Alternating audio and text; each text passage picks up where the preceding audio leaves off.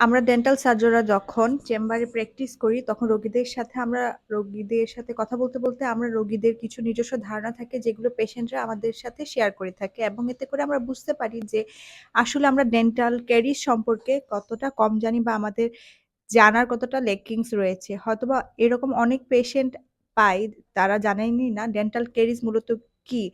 বা তিনি কখনো ডেন্টাল চেকআপে আসেনি কিংবা আদৌ তিনি জানেন না যে বিডিএস ডেন্টাল সার্জন নামে যে ডেন্টাল সার্জন রয়েছে, অর্থাৎ বিডিএস লেখাটি যে সব ডেন্টাল সার্জনের নামের পিছনে রয়েছে যে তারাই শুধুমাত্র বিডিএস ডাক্তার। এছাড়া অন্য যেসব ডাক্তাররা রয়েছে তারা টোটালি ডাক্তার নন বা হাতুড়ে ডাক্তার বা কোয়াক বা অন্যরকম চিকিৎসা করে থাকেন বলে আমরা মনে করি। আজকে শুধুমাত্র আমি আমাদের এক্সপেরিয়েন্স থেকে শেয়ার করব আমরা আমাদের প্র্যাকটিস জীবনে যে রোগী পেয়েছি সেই রোগীদের ডেন্টাল ক্যারিজ সম্পর্কে কি ধারণা?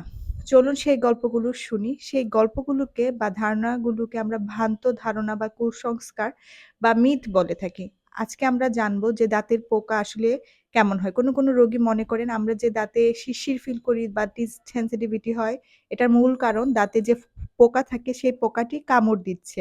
অথবা সেই পোকাটি গর্ত করছে, সেইজন্য আমরা টুথ সেনসিটিভিটি ফিল করি বা দাঁতে ভীষণ ব্যথা ফিল করি। এবং যে পোকাটির কথা বলা হচ্ছে যে পোকাটি দাঁতের গর্ত করছে সেটিকে আঞ্চলিক ভাষায় পড়া হয়, তাদেরকে বলা হয় মিরা পোকা অথবা এই পোকাটিকে মিষ্টি পোকা নামে পরিচিত। অথবা তারা মনে করে থাকেন যে শুধুমাত্র মিষ্টি জাতীয় খাবার খাওয়ার ফলে আমাদের দাঁতে এই মিরা পোকাটি হয়ে থাকে। শুধুমাত্র মিষ্টি খাবার যারা খায় অথবা মিষ্টি খাবার যাদের পছন্দ তাদের ডেন্টাল ক্যারিজ বা ক্যাভিটি হয়। আপনারা দেখে থাকবেন যে গ্রামের দিকে বা শহরের দিকে রাস্তার মধ্যে কিছু ফেরিওয়ালা নিজেদেরকে দাঁড়কার মলে কিছু ছোট দোকান, ভ্রাম্যমাণ দোকান খুলে যেখানে তারা দাঁতের পোকা ফেলে। এখানে অনেক আগ্রহ নিয়ে দাঁতের পোকা ফেলা দেখে। একজন নিজেকে ডাক্তার দাবি করা লোকটি তিনি দেখান যে মেডিসিন দিয়ে দাঁতের ভেতর থেকে একটি অথবা অনেকগুলো পোকা বের করছেন। এটি আসলে আমাদের চেম্বারে যেসব পেশেন্ট আসেন কিছু পেশেন্টের ভাষ্যমতে বা গল্প অনুযায়ী এই পোকাগুলো দেখাও যায়। আমরা যখন জিজ্ঞেস করেছিলাম যে পোকাটা কি মৃত ছিল নাকি জীবিত? উনি বলেছেন যে উনি পোকাটি জীবিত না মৃত এটা জানেন না। কিন্তু ওই পোকাটিকে বের করে একটি বোল বা পানি যেখানে রয়েছে সেখানে রাখা হয় যে তারা দেখতে পান পোকাগুলো ভাসছেন বা পোকাগুলো ভাসমান। তাই তারা ধারণা করতে পারেন না যে পোকাগুলো জীবিত নাকি মৃত। কিন্তু পোকাগুলো ভাসছে। এবার আসি তাহলে দাঁতের পোকা দেখতে কেমন?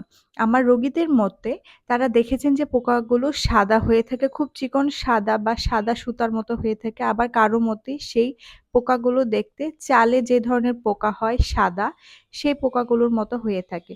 এবং কিছু পেশেন্ট আমরা চেম্বারে পেয়েছি যারা বলেন, "আমাদের অনেক ব্যথা ছিল, তখন আমরা সেইসব কোয়াকের কাছে গিয়েছিলাম এবং তিনি যখন পোকাগুলোকে বের করে ফেলেছেন, তখন কিন্তু সাথে সাথে আমাদের ব্যথা চলে গিয়েছে। আমাদের ব্যথা কমে গিয়েছে এবং অনেকেই বলেন যে আমরা অনেকগুলো পোকা বের করে ফেলেছি এবং যার কারণে আমরা কিছুদিন ব্যথা পাইনি। তখন আমরা জিজ্ঞেস করি যে, "এখন এসেছেন কেন? এখন তাহলে কেন আপনাদের ব্যথা কমছে না?" তখন তাদের ভাষ্যমতে আমরা অনেকবার পোকা ফেলেছি ৩ থেকে ৪ বার। তারপরও আমাদের পোকা কিছুদিন পরপরই হচ্ছে কিংবা কিছুদিন পরপর একই রোগে ভুগছি। তাই উনাদের মনে হয়েছে উনাদের ডেন্টাল চেম্বারে আসা দরকার।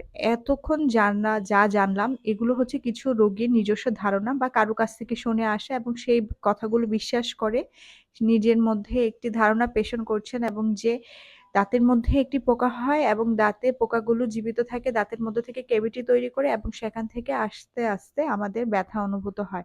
এসবই হচ্ছে কুসংস্কার, এগুলোর বৈজ্ঞানিক কোনো ব্যাখ্যা নেই।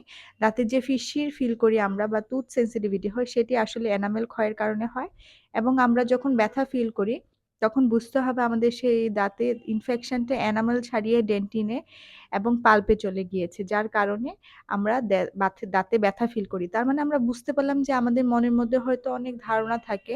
এই ধারণাগুলোকে আমরা বিশ্বাস করি যে দাঁতের মধ্যে আসলেই কোনো পোকা থাকে। তাহলে দাঁতটি কেন ব্যথা হবে? না হলে দাঁতে কেন শিরশির অনুভূত হবে বা দাঁতের মধ্যে কেন আমাদের কুটকুট করে কামড়াবে? তো এই সবগুলোই হচ্ছে একটি কুসংস্কার। তাই এই গল্পগুলো শেয়ার করার মূল কারণ হচ্ছে যাতে আমরা জানতে পারি যে দাঁতে আসলে কোনো পোকা হয় না এবং আমাদের মনের মধ্যে যে ধারণা রয়েছে অনেকের কাছ থেকে আমরা শুনে থাকি যে পোকা বের করেছে এগুলো আ আসলে কুসংস্কার। আমরা কখনোই আমাদের দাঁত এবং ওরাল ক্যাভিটিকে সুস্থ রাখতে পারি যখন আমরা জানবো সত্যি ঘটনাটি কি অথবা এর বৈজ্ঞানিক ব্যাখ্যাটা কি। তাই আমি চাই আম আপনারা আপনাদের কাছের বন্ধু-বান্ধব আর আত্মীয়স্বজনের কাছে শেয়ার করেন যে এরকম এক্সপেরিয়েন্স শেয়ার করছে অথবা এরকম গল্প শুনে থাকলে তাকে যেন আমরা বলি, এটা আসলে টোটালি একটা ভুল ধারণা এবং ডেন্টাল ক্যারিসটি আসলে কি?